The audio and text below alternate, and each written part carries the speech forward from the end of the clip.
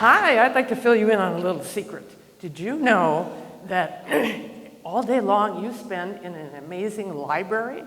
I'm talking about the library sitting right there in your chair right now. Your body.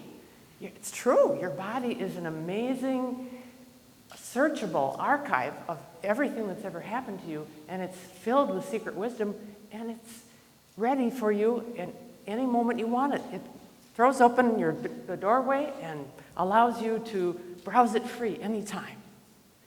And no, it's for free. No library card needed. So check out your body right now for a moment. Notice if it wants anything.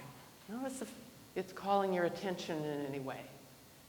Is there a little bit of tightness maybe, a little bit of discomfort? Maybe your body is wanting to shift a little bit in the chair to get more comfortable, to relax a little bit more deeply. My guess is your body has something it's trying to tell you. Mine certainly talks to me plenty. When I was in my 60s, I got a truckload of distress signals from my body, and I went on a mission to find relief. Fortunately, I met Karen Roper, the founder of Essential Motion, approach to body awareness that I've since studied for 15 years and now teach. And I asked Karen for help with neck tension that had been bothering me for a long time. And, I stretched and tried to relax. But Karen suggested that I simply notice the tension with curiosity, without trying to change it. As I dropped more deeply into my body and let this neck tension have more room, it began to spread. Moved up into my jaw, and back into my arms. Wow, I felt like I was a marionette being moved, but from the inside. Karen encouraged me to stay with this strange pressure cooker intensity. And as I did, my torso contorted even more, my hands and head extended backward, and my hands were pushing like up against a wall. And Karen said, "What are you pushing, Pat?" "Nothing," I said, stunned by the absurdity of pushing when there was nothing to be pushed. But it felt very familiar. I had been spending much of my life making of everything a struggle, everything requiring a lot of effort. I'd do things like drive long distances on a trip without stopping because I had to push on. My neck complained the whole time. Karen said, "Maybe there's nothing to push."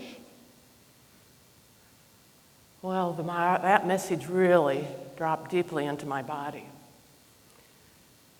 And I began to kind of untangle the tension, and it slipped away, and pretty soon I felt myself kind of in a freed up body, and I'm just kind of hanging out, smiling. Well, I left that workshop feeling so full of energy and with a sense of joy and ease. And I also left with a big question. I wondered what else my body might be trying to tell me. I decided to become its student. I studied under the guidance of Karen Roper and other master teachers in body wisdom, the arts, mind-body, spirit integration. And more I uncovered the stories that were behind my aches and pains and awakened to my unexpressed vitality.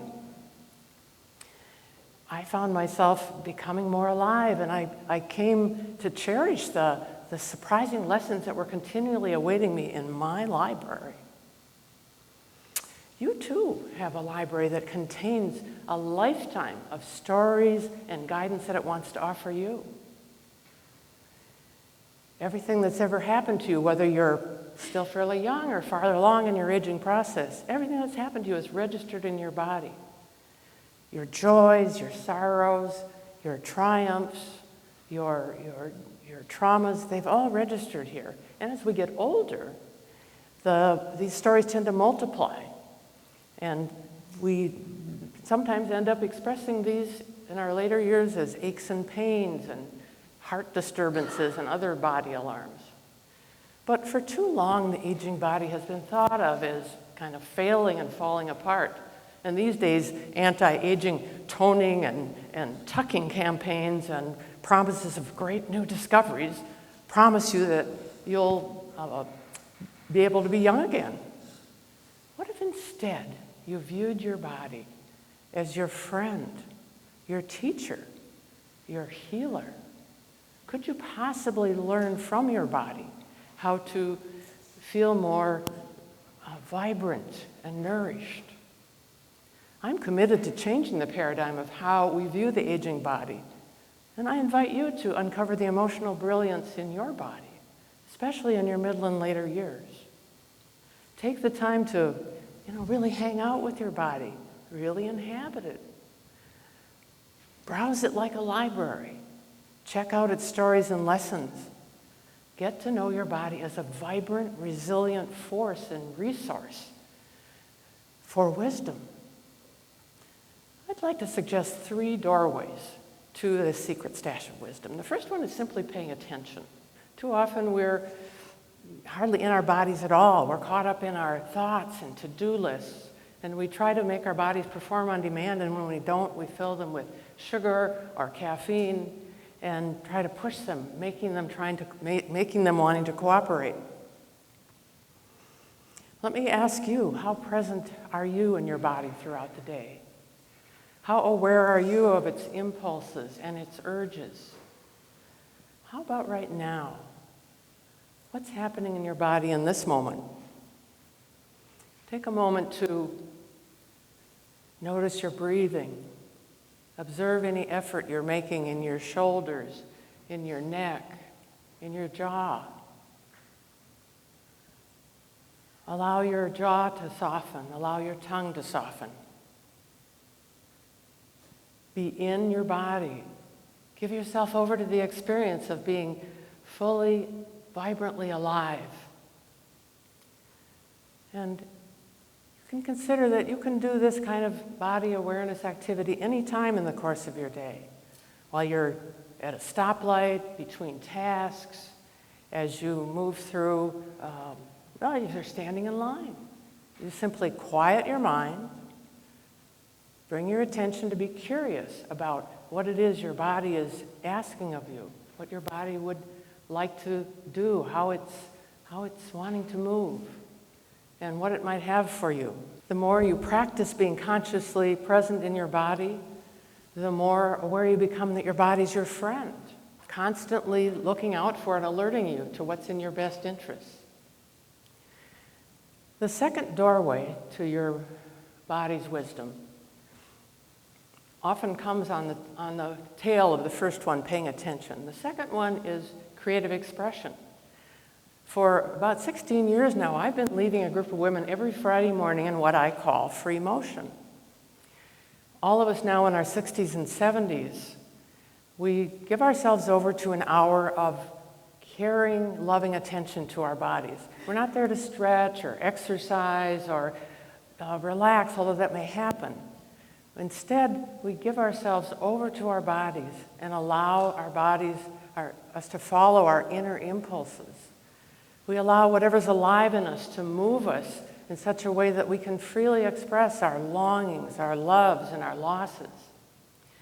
One woman may be curled up in a fetal position, tugged there by some hidden sadness or fear, and she may follow these subtle holdings and collapsing of her form until she encounters the feeling and gives it a chance to be fully expressed.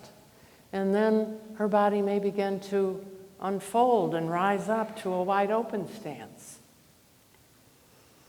Another woman might be having very nervous, jittery energy, and she may follow that nervousness and that jitteriness until that agitated energy begins to reshape itself into a more fluid form. How often do you allow your body to move, even playfully? What happens when you give your face a chance to dance? How often do you give yourself time in silence and allow your body to move to its own music. I once led a free motion session in an assisted living home where I asked the people living there to show me, without talking, some activity that they had spent a lot of time doing in their lives. Their body memories began to move them, and their hands started to dance. And before long, I was watching these people, some of them in their wheelchairs, ice skating, picking cotton, holding a grandchild, sewing, waving goodbye. They came to life. What would happen if you allowed yourself to tap into your body memories and your stories and your experiences and express yourself that way? Maybe in your living room by yourself, maybe with a group of friends. What about right now? Would you be willing to put your hands up in front of you, like so, and just in some way creatively show me something that you love doing in your life? Beautiful, yes, yes, yes. Dancing, acting, singing, any of the art forms are a wonderful way for self-discovery, for self-expression, really helping us also to know what our body really wants to communicate. And not only that, research shows that older adults who participate in learning and expressing themselves artistically experience less depression, less loneliness, and are likely to need fewer medications and fewer doctor visits. Participate in the arts, and my goodness, you might end up improving your chances of living a long and satisfying life. And your body will certainly thank you. The third doorway I'd like to suggest is trusting your body as an ally, trusting it as your advocate, as your friend, as your healer, giving it what it's asking for. Consider some of you may be carrying some residue of trauma experiences in your body from some kind of severe, maybe your sense of safety was shattered by some kind of intense rejection or assault or accident. And when we carry these things in our bodies, we might startle easily or choke up instead of speak up, or perhaps find some way that noticing that there's fire of rage, it pops up in our belly and we don't even know where it came from. The field of psychology is rife with studies that show that post-traumatic stress disorder is very damaging to the body and psyche. But of course, you may need to protect yourself, and so you may hide some of the effects of this trauma and loss, or it might act out in some destructive ways. But by being conscious and carefully and in a befriending way, tending to what your frightened body is asking for, you might find the creativity, the courage, the resilience to dissolve some of these fears. And certainly it can be helpful to work with some body-based therapists and teachers and healers along the way to help you free your traumatized body from these constrictions that might hold you back. As we get older, sadness and the fear of sadness can be very commonplace, and they certainly injure our body and psyche. Some grief can be very old. When I was 8 years old, my father committed suicide. That experience left me with a legacy of confusion and grief that lingered for decades. It wasn't until I was in my late 50s, with the help of a body worker that was very caring, that I tapped into that sadness and found, unconscious to my mind, the sadness was settled into my lower back as back pain. And as this sadness came to the surface, I sobbed. I felt like I was 8 years old again. I wanted my dad. And so I spoke to his spirit, and I said, how hard it had been to miss out on his fatherly security and backup when I needed it. And then I felt the very strong presence of my father standing behind me. And what happened then I can only describe as a merging of his presence and his strength into my backbone. I finally felt like I had backup. That experience also led me to gain more strength and confidence over time. And I was less subject to back pain. What loss or injury does your body carry with you? What comfort and healing does it ask for? Consider giving yourself, your body during the day, a little kind-hearted attention and longer periods of attention if it's calling for, crying out for more help.